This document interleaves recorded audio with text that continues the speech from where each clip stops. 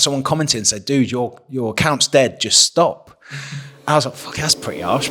I have the absolute pleasure, Jay Alderton.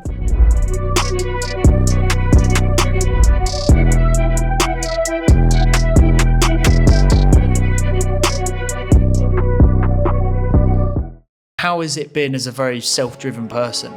Years ago, massively. And that was my own mistake by thinking that in order to be successful, I need to be on all the time. I need to get back to every email and message. I need to take every opportunity.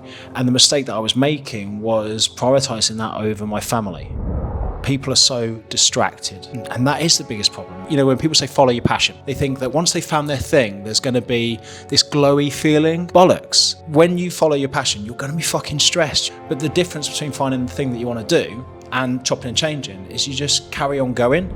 How has social media throughout your entire career affected relationship? Go onto your WhatsApp and look at the last 5 people that you've had a conversation with. Where is this conversation going? Because that will tell you where it is that you're going. It's not about cutting all your friends and going all down, but it's surrounding yourself with people who are on the same path as you. They think success is a bucket. You know, success isn't a bucket, it's a flowing river.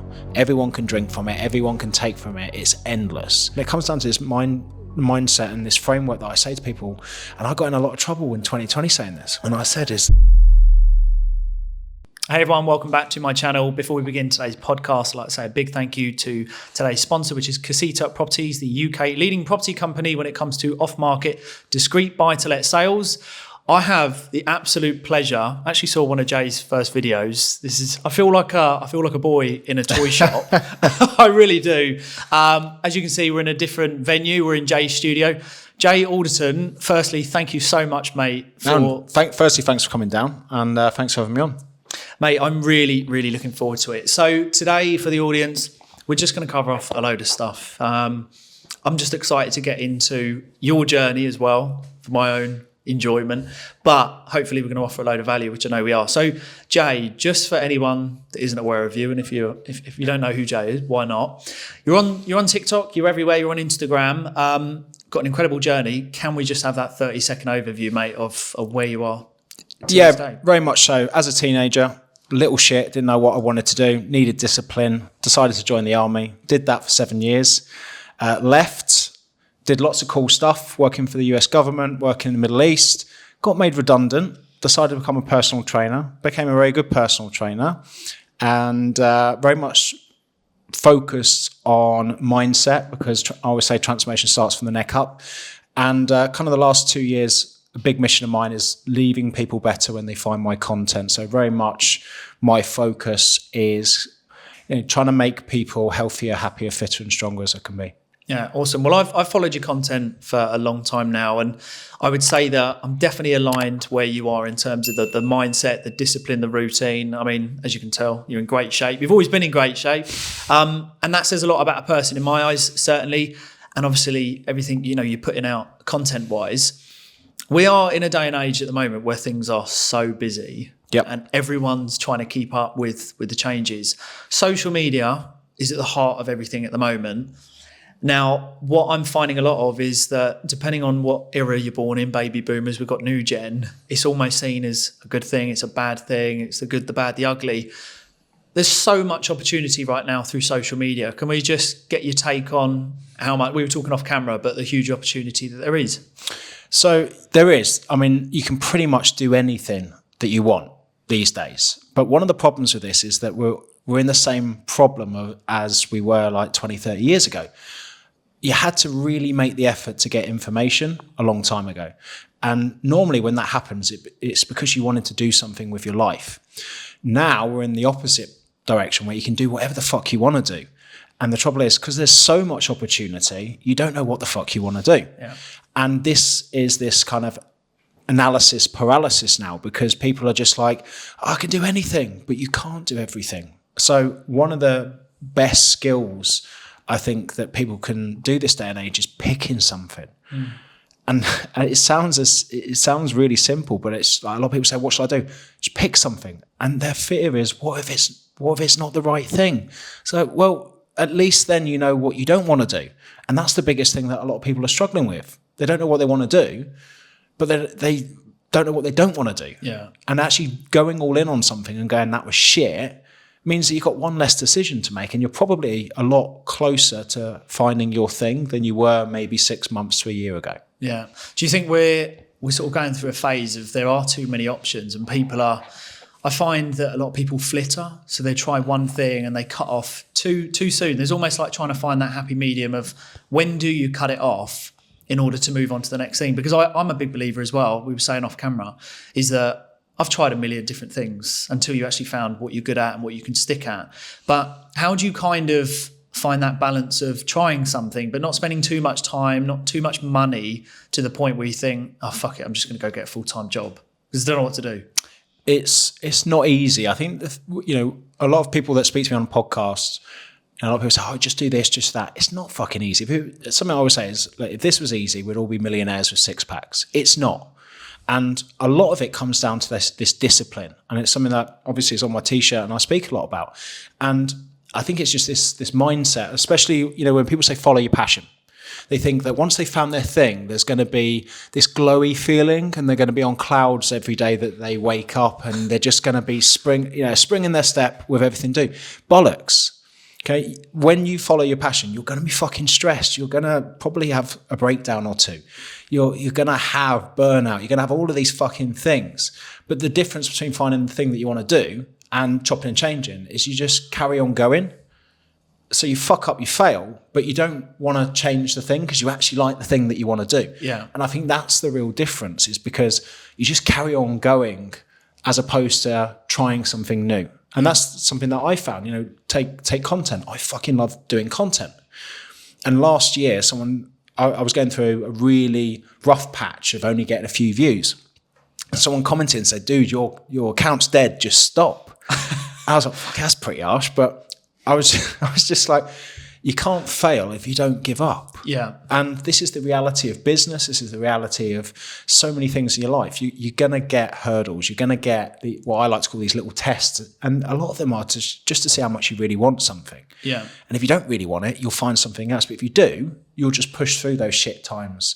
And that's where the real success comes. It's usually after you have these really hard tests that really, that's exactly what they are. People call them fuck-ups, mistakes and failures. I call them, whatever it is above us, testing us to see if we really want to do that thing. Yeah. I think people are too easy to give up as well. I think when it comes to entrepreneurship, everyone likes the title entrepreneurship. Everyone loves the title investor. Everyone loves the title business owner. But I think one thing that I'm seeing a lot of at the moment is people don't fully understand. It's something I'm talking a lot about, is the emotional roller coaster of entrepreneurship, that there is a lot of front end work, physically, mentally, and sometimes financially, before you get the back end payout. And I think that really defines who's willing to stick at it. Like you said, I think it's a test the whole way along to think, are you really cut out for this? Because it's hard, isn't it? As you know, investing into a nice studio or anything you're doing, there's upfront investment. I suppose just like in bodybuilding, you put in all this effort to go to a show to try and win, to get the back end payout. They don't pay you on day one to go and train. It's too easy that way. So do you think we're in a day and age also, and I think there's two sides to everything, but I do believe that too many people make excuses to why they can't do it when we have everything so accessible at our fingertips. Yeah, but as I said, the same thing, we run into the same problems. People are so distracted. And that is the biggest problem. They're like, right, this, that, and the other, notification, all this, all that. And it just narrows back to this self-discipline. Very much like you just said there. They want to carry on doing the work till they get to a destination. But then I coach and I speak to some people who get to the destination, they're fucking miserable. And they're miserable because the systems that they use to get to the goal were the wrong systems. I say this to people with fat loss. If you want the goal of losing 10 pounds, you can do a system of reducing your calories down to next to nothing, doing endless amounts of cardio and being fucking miserable. You'll get to your goal, but you won't stay at your goal because your system's shit. And it's the same with business. And I've made this mistake. When I first started in business, I've got to work 7 days a week. I've got to be up before people are awake. I've got to carry on working when people are asleep because that's what it takes to be successful. And then a year of doing that, had a complete meltdown and burnout. So it's realizing that I was getting very, very close to my goal, but it was the wrong system.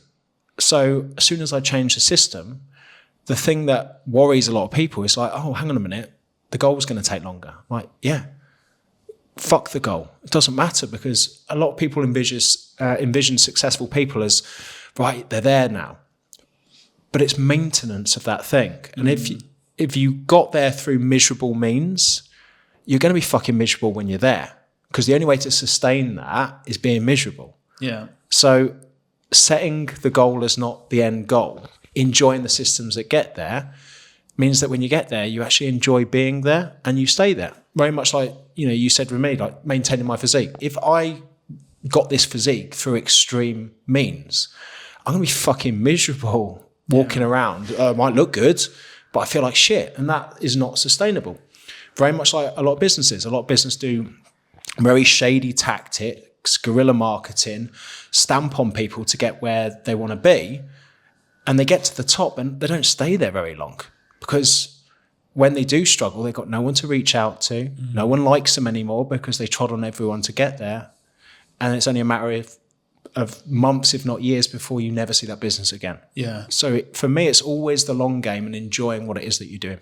I think as well, like you say, the long game. I think the long game is so important. When someone starts a social media or they start a business, is having that approach of, who do I appeal to 8, 9, 10 months down the road? And like we were saying about, when you set up a social media, are you doing it for that instant gratification of trying to go viral because you want it here, you want it now? Just like, as you know as well, time sort of span and in terms of how people are paying attention to things is becoming shorter and shorter.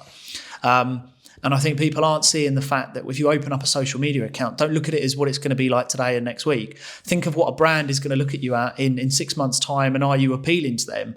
And I think that's the hard part, is looking at the long game is what knocks a lot of people off track. There's that saying of, never go after the big bucks. As soon as they go run into the woods and you follow them, you're going to crash, sort of thing. So starting out on social media, let's just touch on this. It's I find it's a bit of a hard game, actually. I feel people think it's easy, but it's consistency, isn't it? Like, you soon realise when you don't get all the likes you want, all the views you want, when you start doing the editing, you start putting together all this good content and it's not giving you the satisfaction you want. You always get people that go, oh, bugger it, I'm off. Yeah. But there is, if you stick with it, there's so much opportunity, isn't there? And let's just talk about sort of like monetization, businesses off the back of it. Like, there's so many pros, isn't there? Yeah, there is so many. And social media has changed a lot over the years. When I started with social media, it's very much, you're talking about 2011, 2012, social media was very much me. And people there was not many people doing social media. So people were very kind of voyeuristic. So they'd like very much, and this is the thing about the UK, we love seeing into the lives of other people.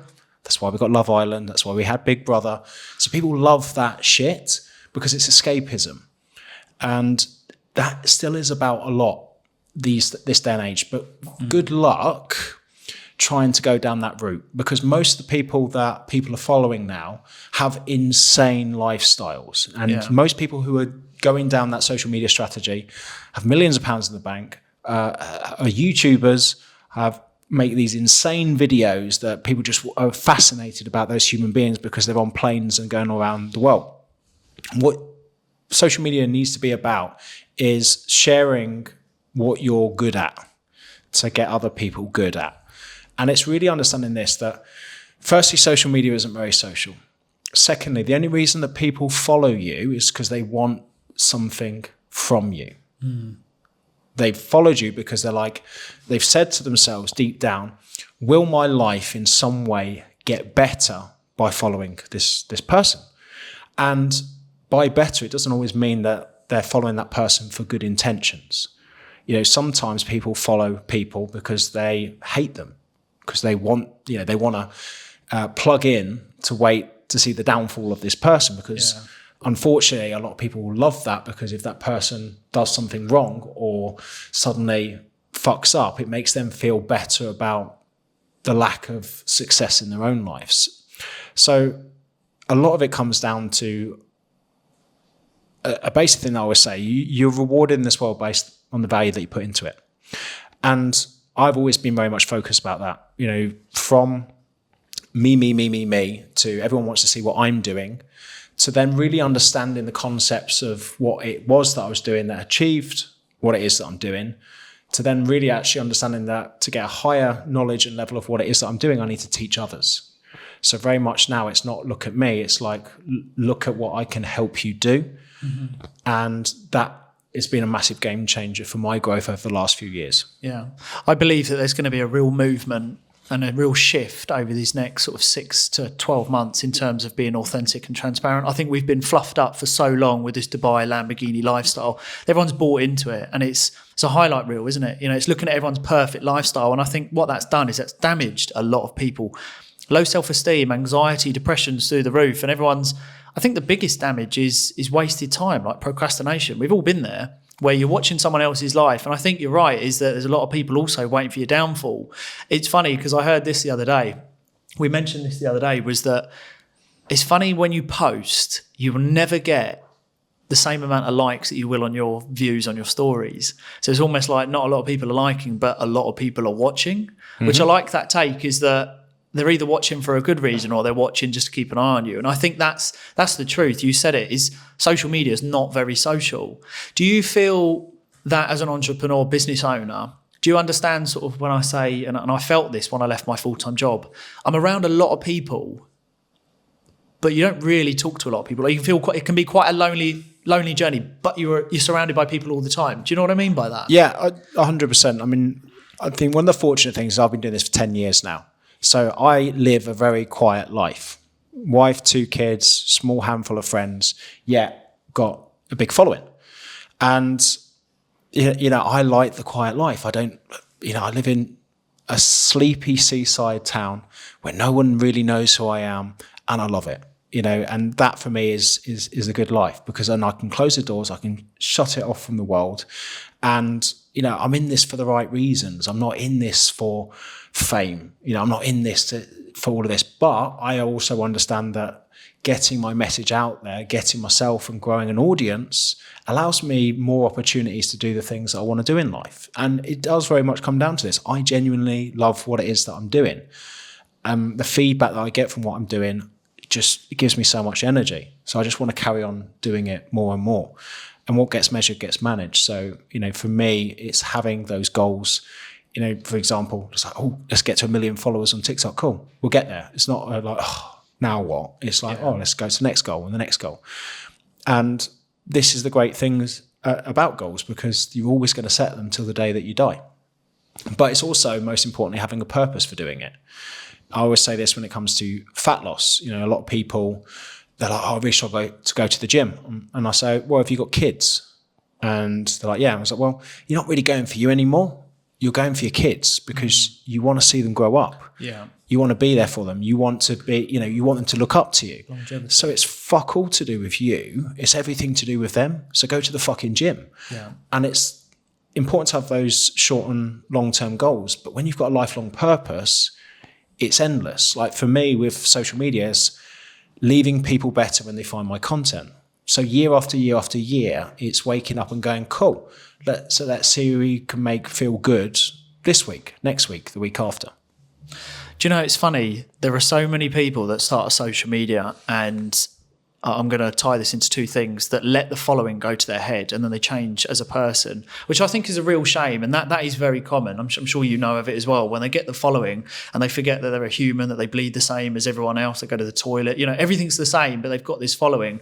And I think it is a real shame. And my answer to that is, I don't know what your thoughts are on this, I almost feel like turning around to them and saying, go get some perspective and have a child. Have someone bigger than you. Have a purpose in life. And you hit the nail on the head. I think you said it perfectly, is that when I work out now, once upon a time as well, probably watched your video, I thought, I'm going to go get absolutely shredded. But there was a time where I was absolutely shredded. And I'll tell you what, I was miserable. I was so miserable.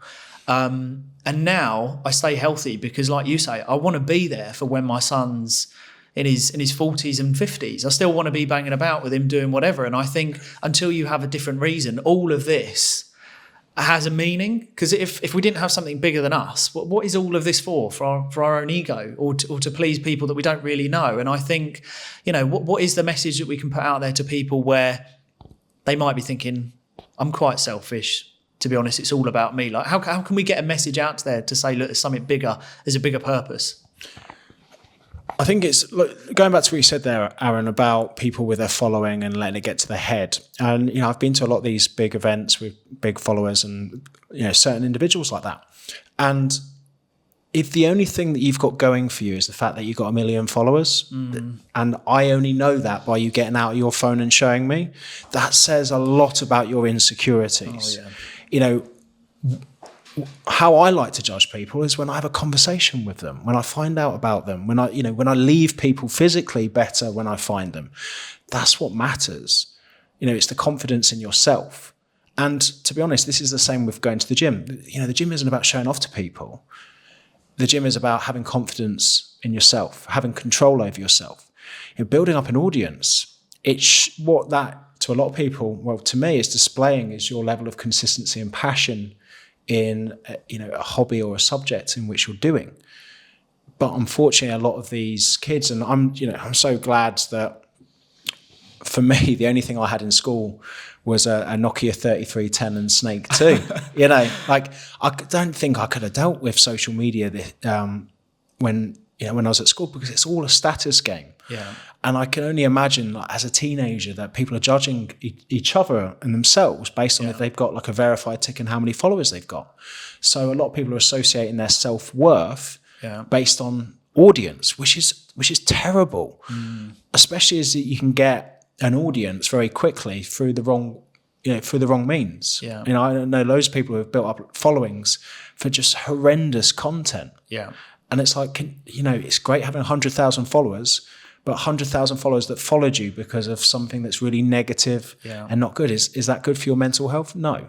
So I think a lot of people really need to understand the hows and whys of doing stuff. Yes, okay, a lot of this, everything that we do and everything that we pursue, it's all down to our own self-confidence, self-esteem and improving that. Yeah. And, if you let it get to your head, then that's not showing me a level of confidence. That's showing me that you've got a long way to go to build your confidence and self-esteem. Yeah. There's a lot of insecurities. If that's, like you say, pulling out your phone and having to tell someone, actively going to tell them, by the way, did you know that this is me? Because that's the other thing, isn't it? I've entered some rooms. I mean, we've been to some rooms jointly, and people are sort of lingering about you, sort of swag, and you think, well, who are they? And you have no idea who they are, but they're dying for you to say, so what is it you do? And then they can go, well, I am such and such. And I think, what a low place to be. Like, how insecure must you be and have not really having a lot going on in your life? And that's when I use the term of, go have a child and get some perspective in life. But you're absolutely right. And this is one thing that's a big thing for me when I do my lives, and I'm talking about this, is the damage it's going to do on kids now coming into this life. Like you say, people can... I mean, my God, what it was like when I was at school. It was all about who had the biggest clout and who was the toughest and stuff like this. Yeah, exactly the same. And, back at school, for us, it was based on the clothes that you wore. Yeah, or the trainers. Back in the day. It was the shoes, the bag and the coat. And all of that was dictated by whether your mum and dad can afford to buy you those things. Because a lot of that materialistic viewpoint was because everybody in the school, a lot of us couldn't afford it because we didn't have jobs. So we were reliant on other people for those things. I had a paper round. So I had designer everything, but I was paying like my mum £13 a month for 5 years to have all of this stuff and working on a paper round to do it. But I realised that when I went to a new school, I came quite late in my teenage years, that all I did was change my shoes and my jacket, and suddenly became popular at school, all because of what I looked. It's crazy. But what you have to understand is that all of this transitions in life, because we haven't got time to get to know people these days. We haven't got fucking time. So, like, for me, if I get a message from somebody or a request from something, I need to be, right, cool, how many followers has that person got? Yeah. Do I like the look of that person? Yeah. Do I like how they've messaged me? And if the answer to any of that's no, shuts the door. It's deleted. Yeah. And that person might be the most genuine person in the world, the nicest person in the world, and that, but it's a time factor. So a lot of the time I'm looking at my judgment and everybody else is looking at their judgment to make a decision. Yeah. So now you can affect that quite easily by presenting yourself better, by producing good quality content. That's another thing for me, making a decision. Look at the last 6 pieces of content that someone's made. Yeah. Someone's asking me for something, and I look at the last 6 pieces of content and I'm hoping mine was all right now. I'm thinking, what was my last 6 bit?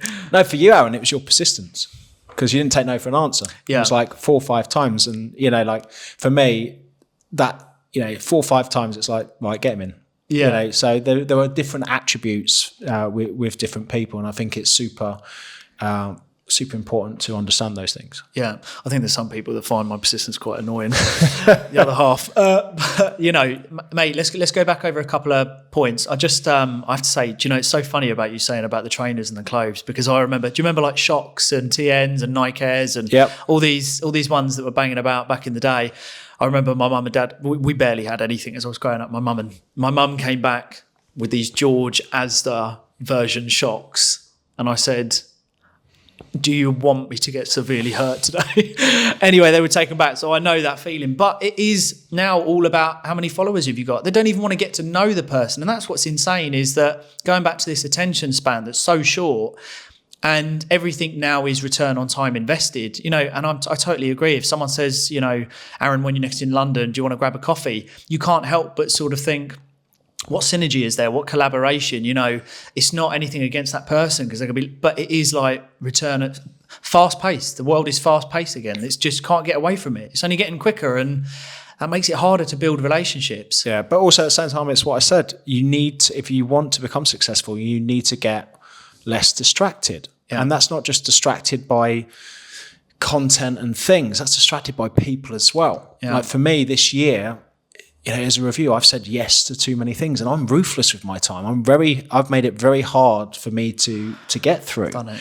But next year, the answer is no to everything, and so much so that I'm actually going to create a 3 to 4 minute video. Just so I can send that to more successful people. Like, example, if I get a massive opportunity and still the answer is no, to send them to say, look, this is the mission that I'm doing this year. This is the path that I'm on. The no is because of, this. And I just want to say how grateful I am. And you're a person that understands this. And I respect you. But the answer is still no. But I love that. But that's staying in your lane. Like, that's where people make big moves, is where you're not constantly looking at other people, what they're up to. And then you realise, 4 hours have just gone by. I've just been watching other people. Like, procrastination at its finest. Let me ask you, this world that we live in that is so busy, and then we'll backtrack, but I just want to take it here, is that it's very full on, it's very intense. Off the back of that, there's so many exciting opportunities through doing stuff like this, getting your voice out there, sharing a good message. But at the same time, hopping back into reality, it's quite tough on family life, especially if you've got a partner, husband, wife, children. How has social media throughout your entire career affected relationships? Like, how has it been as a very self-driven person? Years ago, massively. And that was my own mistake, by thinking that in order to be successful, I need to be on all the time. I need to get back to every email and message. I need to take every opportunity. And the mistake that I was making was prioritizing that over my family. Prioritizing that over spending time with my kids. Prioritize a 45-minute conversation with a stranger over a 45-minute conversation with my wife. So the whole balance aspect, unfortunately, to a lot of people, is you need to get it completely out of whack to realize where that kind of middle ground is. And that's what balance is. It's not about getting everything right. It's knowing where you're doing too much or not enough. And when it comes to family, friends, and the people around you, if you do not have that around you, you're fucked completely. And that's what I found. In 2016, I had probably my most successful year. And then on reflection, I was miserable at the end of the year because I hadn't spent any time with my family. So from a financial aspect, from a business aspect, from a personal aspect, I was ticking all the boxes. But from a connection base, from a family love base, it was shit. And I had to do a lot of work to change that by going, what is all this for? And for me, I'm doing all of this so I can do whatever the fuck I like. And if you ask me deep down, what do I want to do? I want to spend time with my kids. I want to watch them grow up. I want to spend time with my wife. I don't want to work weekends. I want to work 3-4 days a week. And it's also understanding this. It depends on where you are in your journey as well. I'm talking from 10 years in my journey. So year one, I didn't have kids. I had me, my wife, and a fucking big mortgage. So it was 7 days a week. I was 10 years younger as well, so I had a lot more energy then. So it's knowing where you need to be, but also it comes back to what we're saying about the long game. Is working 7 days a week going to get you far initially? Yeah. Is it going to get you there permanently? No. Is maybe working 3 or 4 days a week really hard strategically, delegating things out to your team, spending time with your family and friends, allowing you to be more creative because you've got lots of sleep and exercise, going to be sustainable to everybody? Yes. We were talking, about this life balance with relationships. And I think, even I've had my own issues and stuff like that. And I think you said it very well, is that you almost need something pretty dramatic to happen to go, okay, I need to fucking change things. Because I think until you have a wake-up call in anything in life, I think if you're going down a path and nothing's really giving you a kick up the arse or something's slapping you in the face, you're just going to go about your day. And I do agree, for the world that we're in, that's so fast-paced and can go to your head so quickly, I really am a big believer in, like you said, you need a big wake-up call. But what is that? I mean, how does that balance even work? Because even some days I'm thinking, I'm a big believer in momentum. And that feeling of you start Monday slow, Tuesday you're getting going, Wednesdays are pretty good, Thursday, Friday we're on a roll, and you think, do I take my foot off on the Saturday? Is it an old narrative, an old way of thinking that we take off at the weekend, or do we keep going? What do we do over the weekends? The thing is you've got to figure out what works best for you. For myself, I essentially work Monday, Tuesday, Wednesday and Friday. I have Thursdays off and I don't like working the weekends. And that works for me. One of my business mentors, she literally blasts 4 to 6 weeks, 7 days a week, but she takes 18 weeks holiday a year. So she'll blast 4 to 6 weeks hardcore, and then she'll head off to Barbados. So everyone has their different things, but it's this understanding, especially when we're talking about business, we talk about anything.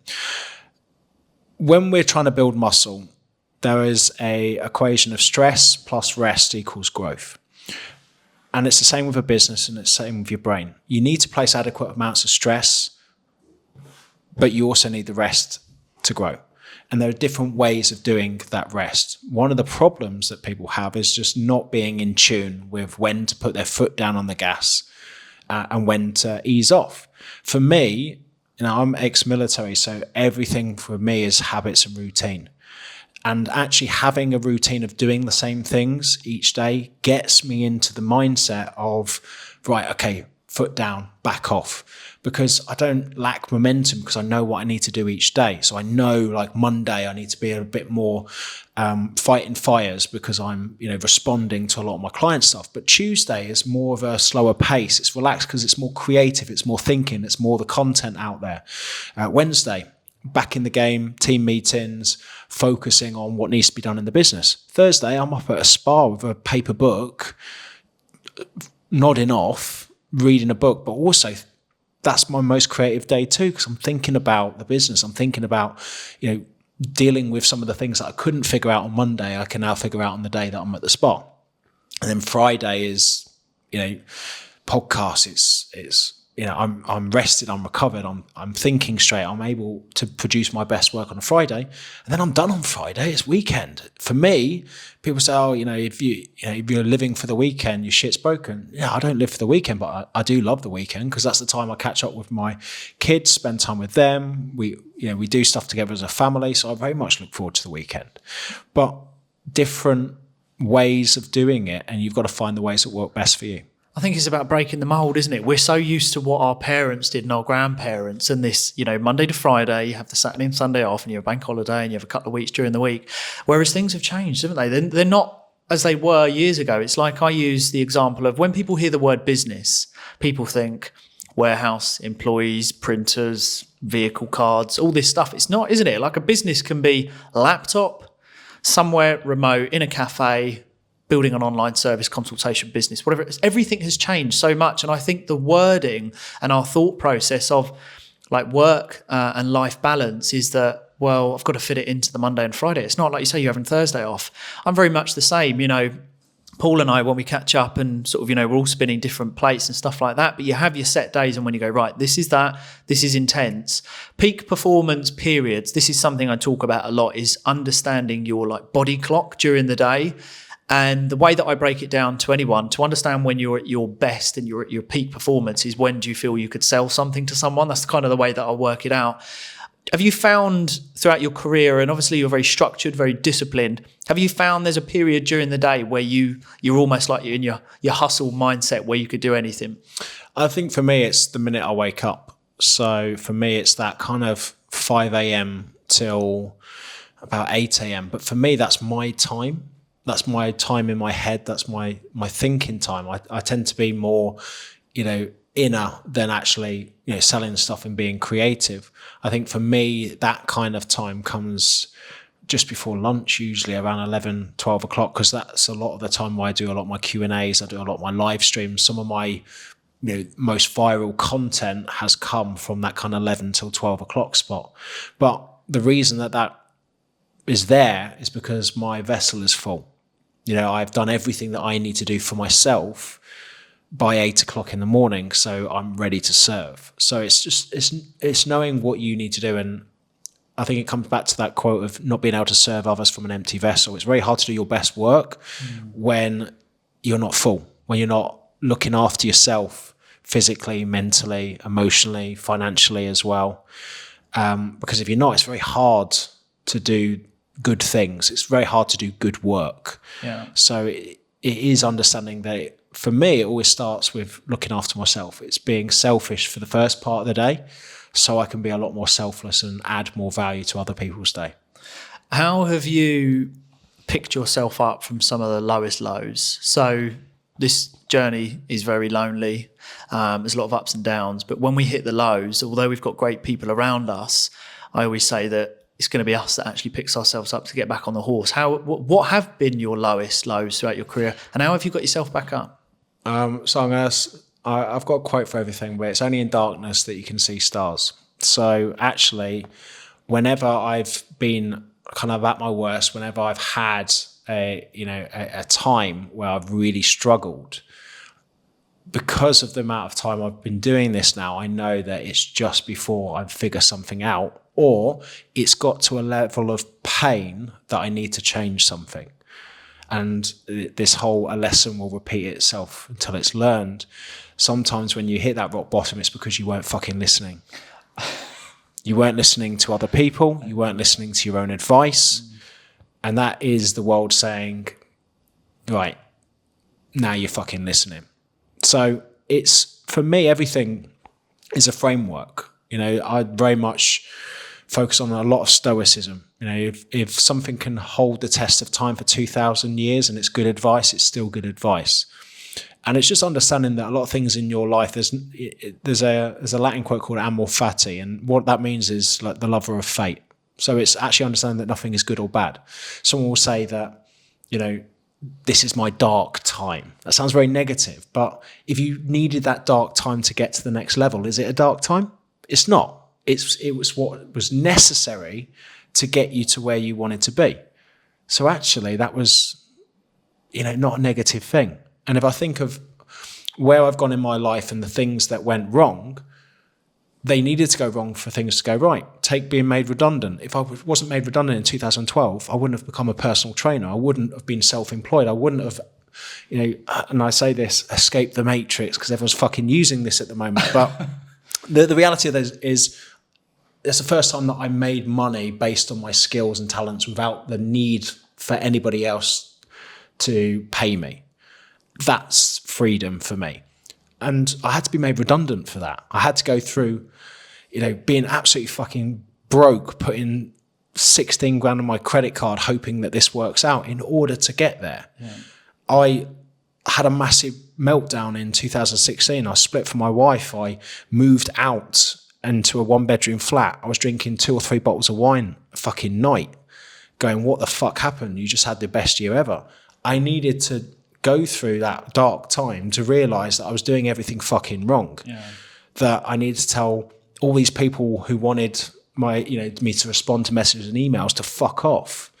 I need to focus on myself. I need to focus on my family. And that then enabled me to get a better balance by not getting back to every message, being okay with deleting things, and most importantly, saying no to things.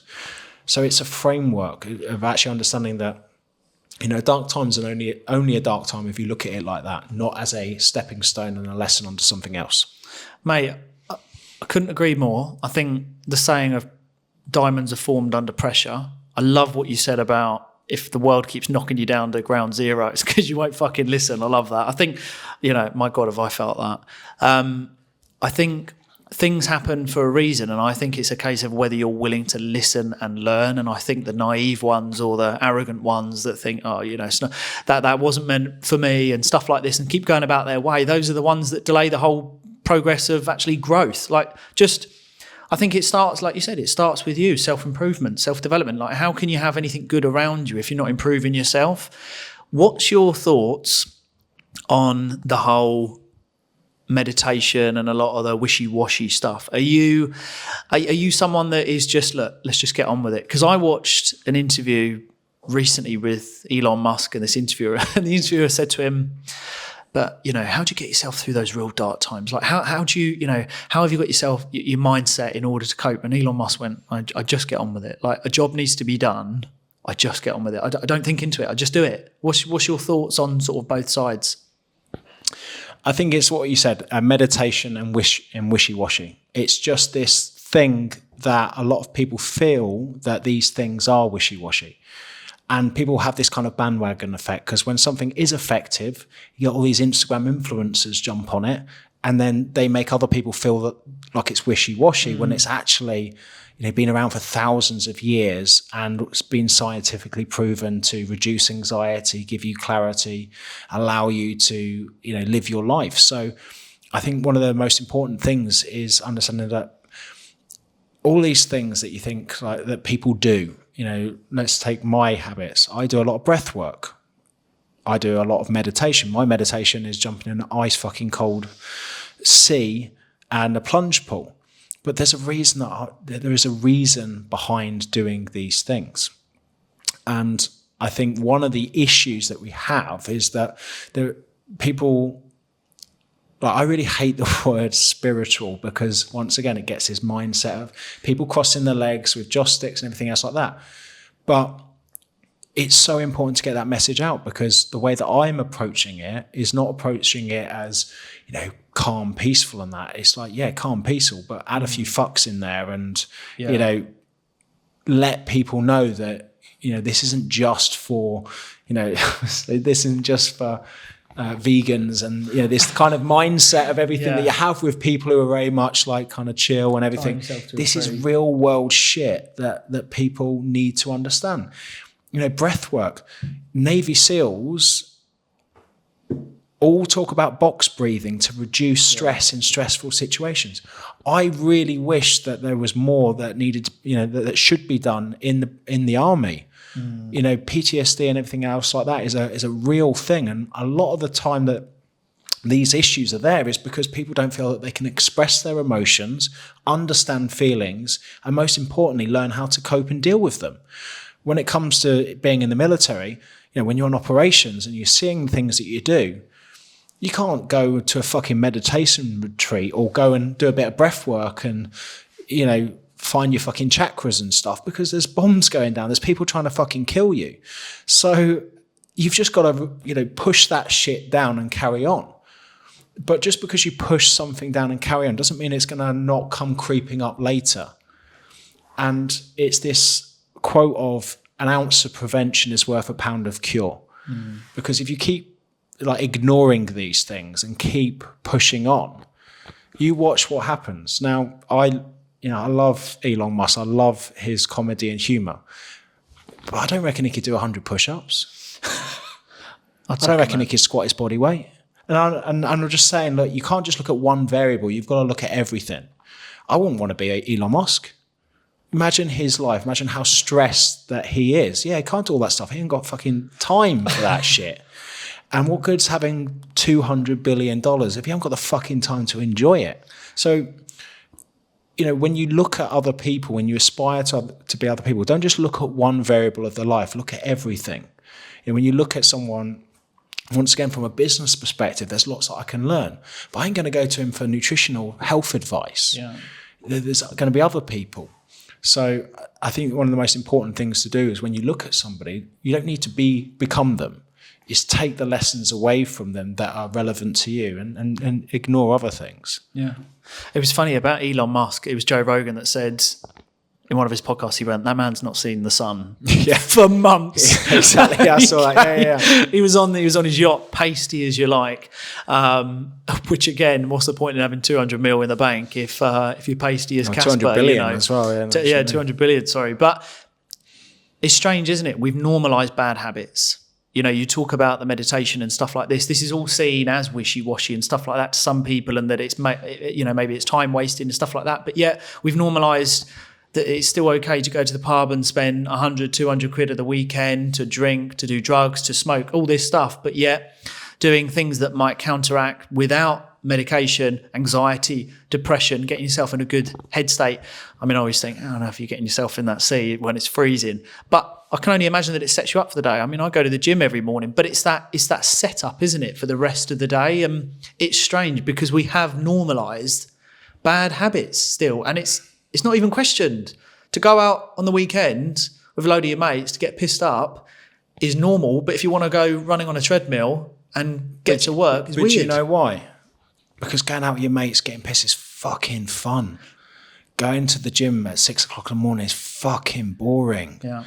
But one of them is a short-term win that makes you feel good. So it's very hard when people say, I went out and got pissed with my mates, for people to go, what's wrong with you? Because you know exactly what's right with that person, because everyone's been on the piss with their mates and it feels great. Yeah. So you're not going to take the piss out of someone who does something that feels good. Whereas, the other person says, I got up and went for a run. So hang on a minute. This guy did something that was really enjoyable that I can relate. And this guy did something fucking miserable on his Saturday. That's why they get the hate. But it's also understanding this, that everything that you do in life is most things that are going to change your life you don't want to do initially. You get the benefit from doing it for a long time. And most importantly, after you've done stuff. Me jumping in that plunge pool, I fucking hate. Every morning, I'm like, why the fuck are you doing this? Every time I get out, I go, that's why, because that's discipline. Every time you go to the gym in the morning, you're like, what the fuck am I doing this? But every time you get out of the gym, you're like, that's fucking great. Yeah. Now, this is the thing that I say to so many people is just get used to feeling good after you've done something, not before. And it's hard because you have this fear of missing out. If you haven't seen your mates for a long time going out for a piss, you're like, I know I'm going to feel good. I'm going to feel great. Something that I like to do is go and say to them, are you going to have breakfast tomorrow? I'll come for breakfast tomorrow. There's this thing called FOMO, fear of missing out, but there's also this thing called JOMO, which is the joy of missing out. Now, you'll get FOMO if they ask you to go out before they go out, but you'll get JOMO in the morning when you see how rough they fucking are and the lack of sleep when you and feel the money great. They've spent. Exactly. So it's just understanding that the reason that a lot of people can't get on board is because people are of extremes. They're either don't do it whatsoever or do it all the time. And what we're saying here is not do it. Okay, go out on the piss with your mates, just not every fucking weekend. Go on the piss with your mates, every couple of months or so. That's actually really good for your health. It sounds mad, but it is, because a lot of people don't understand that. There's a big difference in physical health and mental health. And actually, sometimes going fuck it, having a bit of fun, enjoying yourself, socialising with people, having a few drinks is probably the best thing that you can do for your health in that time. But it's danger in the dosage. And also it's doing more of the hard stuff as well. Yeah. How have you, because, you mentioned there a few times, the change of circles is a massive thing. That was the biggest thing for me, going into business, especially finance within central London, is tough when you're covered in tattoos. I found that out a lot. I still even find that out today. I don't know if you ever get comments on your tattoos. I get them all the time, especially the neck one in my videos. But that was something that always came up. But if you're around different people that have got tattoos, it's the norm. When I changed my circles, that's when I started really making growth. And that's when I realised that, you know what, I need to be around good people. I need to be around successful people. And for me, I found it pretty easy to cut people off. I've never had that issue. I knew that I needed to change my circles. And also that's just played such a huge part for me in terms of business and what I've been able to do. How important is it really to evaluate who you're spending time with if you want to make good progress in your journey? Well, something I've got in the front of this office is environment dictates performance. And it's just so important. If you're not where you want to be, go onto your WhatsApp and look at the last 5 people that you've had a conversation with and ask yourself, who are those people? You know, if it's family and friends, that's a really good thing because you're in touch with people that, you know, you give a shit about. But what's the narrative on the other ones? What things are you talking about? You know, are you talking about shit? Are you just sharing memes? Where is this conversation going? Because that will tell you where it is that you're going. And I think this is so, so important. It's not about cutting all your friends and going all down, but it's surrounding yourself with people who are on the same path as you. Mm-hmm. Frank Shamrock is a legendary MMA fighter. He had this great quote and he said that you should, he called it the 33% rule. And he said you should spend a third of your time with people that you can teach because you'll learn at a higher level teaching other people what you know. You should spend a third of your time with people who are playing the same game as you because you can, you know, learn things with each other, bounce ideas off and challenge each other to get better. And then you should spend a third of your time with people playing a bigger game than you. Yeah. If you spend too much time teaching people, then you don't learn fuck all. If you spend too much time with people playing a bigger game than you, then you're always feeling overwhelmed and that you're never enough. So it's just getting that balance aspect of things. And a lot of that comes down to your network. Sometimes, you know, you need to be teaching other people. Okay. Sometimes you just need to be catching up with old school friends.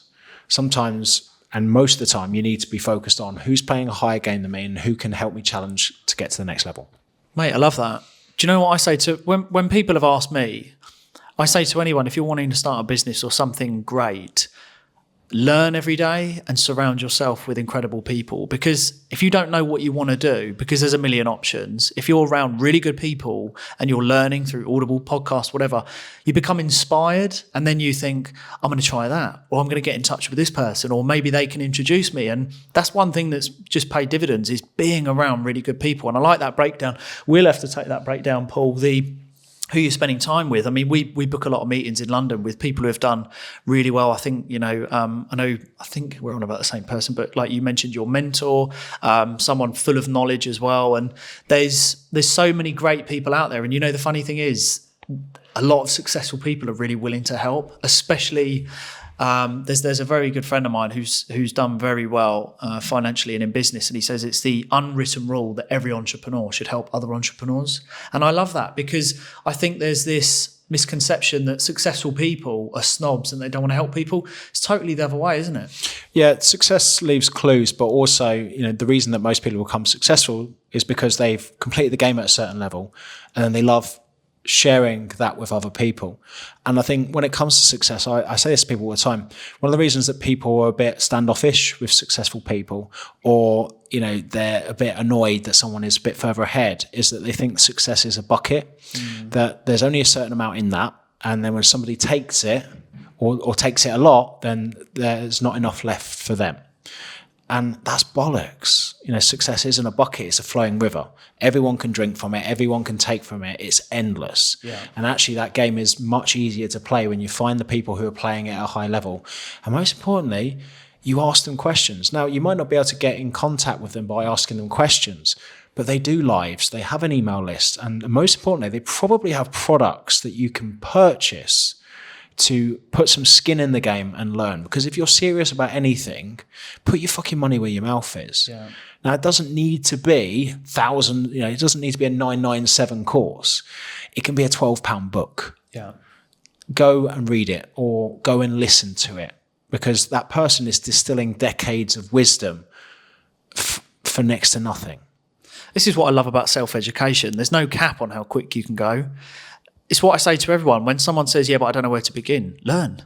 Yeah, but I haven't got time to sit down and read a book. Neither have I. I download Audible. A book, 1 credit a month, 2 credits, whatever membership you've taken out. Like Audible has to be one of the biggest game changers for me because I'm able to learn gym, commute, business, travel, whatever it might be. There's never a time you can't not learn. And, that saying of success leaves blueprints, it's like just collect it all up. Just literally absorb all of it. And what's your take on people that will say, I just haven't got time?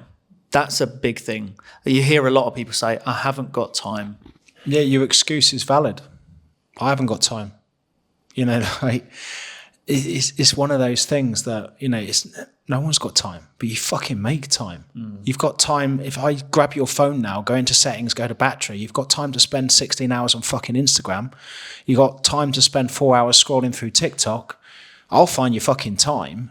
Like it's a load of bollocks. And I think one of the things you got to realize is, like someone said to me, well, you don't understand, Jay, I've got 2 kids. I've got this. It's like, cool. Yeah. I get it. It's a legitimate excuse. Okay. And you're in a worse position than other people. The game is harder to play. And it's understanding that, like, life is like a game of poker. Sometimes you get dealt a shit hand, but it doesn't mean that you can't win the game. You just need a different strategy. And I think that's so important.